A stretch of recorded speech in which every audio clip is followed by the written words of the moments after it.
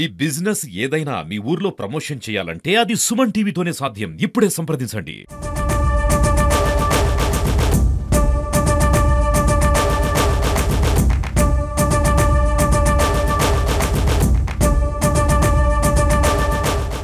CCS Suryapet and Kodad rural police సంయుక్తంగా నకిలీ engine ఆయిల్ని తయారు చేసి దాన్ని ప్యాకింగ్ చేసి వివిధ గ్రామాలలో ఉన్నటువంటి మెయిన్ బైక్ మెకానిక్స్కి, లోకలైజ్డ్ మెకానిక్స్కి అమ్మేటువంటి ఒక వ్యక్తిని చాకచక్యంగా పట్టుకోవడం జరిగింది.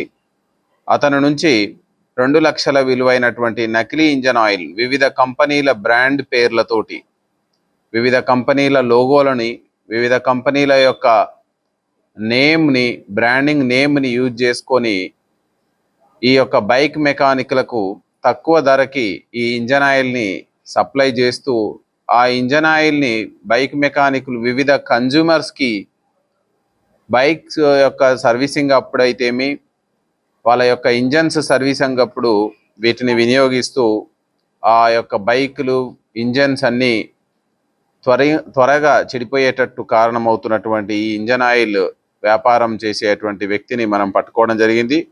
వివరాలకు వెళ్తే, విజయవాడ ఆంధ్రప్రదేశ్ రాష్ట్రానికి చెందినటువంటి కాకాని నాగా వెంకటేశ్వరరావు, ఇతను ఒక 45 ఇయర్స్ ఉంటాడు.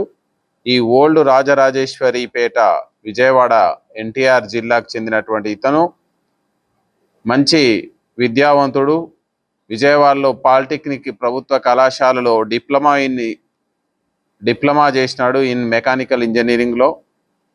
మంచి మెకానిక్ యొక్క నైపుణ్యంలో ఇతనికి ఆరితేరిన అనుభవం ఉంది.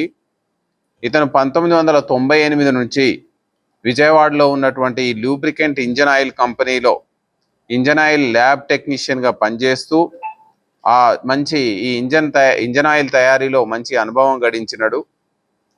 ఈ విధంగా ఇంజన్ ఆయిల్ తయారీలో అనుభవం సంపాదించిన తర్వాత సులభంగా డబ్బులు సంపాదించాలనేటువంటి ఉద్దేశంతో ఇతను స్వయంగా డూప్లికేట్ ఇంజన్ ఆయిల్ని, నకిలీ ఇంజన్ ఆయిల్ని ఏ విధంగా తయారు చేయాలనో ఇతను నేర్చుకొని, అదేవిధంగా వివిధ బ్రాండింగ్, మనకు ఇప్పుడు మార్కెట్లో వివిధ రూపాల్లో ఇంజన్ ఆయిల్ని మనకు తీసుకొస్తున్నటువంటి వివిధ కంపెనీలు, క్యాస్ట్రాల్ కావచ్చు, ప్రో హోండా కావచ్చు, హీరో, సెర్వో, బజాజ్ డిటిఎస్ అనేటువంటి ఈ వివిధ కంపెనీల ఇంజన్ ఆయిల్కి సంబంధించినటువంటి స్టిక్కర్స్లని వేసి ఈ ఇంజన్ ఆయిల్ అసలైన ఇంజన్ ఆయిల్గా నమ్మించి అమ్మాలనేటువంటి ఆలోచనతో ఇతనికి వచ్చి,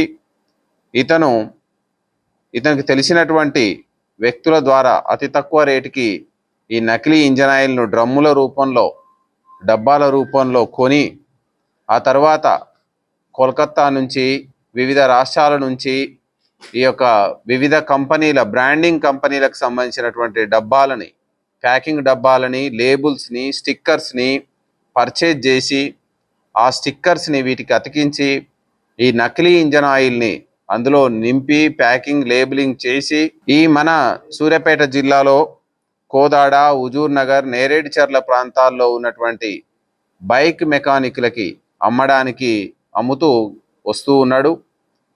గతంలో కూడా ఇతనికి 2007వ సంవత్సరంలో ఇతని మీద కేసులు నమోదయ్యి జైల్లో కూడా, విజయవాడలో 1 టౌన్ పోలీస్ స్టేషన్లో కేసు నమోదయ్యింది. అయినప్పటికీ పొయ్యొచ్చినాక కూడా అతనికి ఈ దుర్బుద్ధి మారలేదు.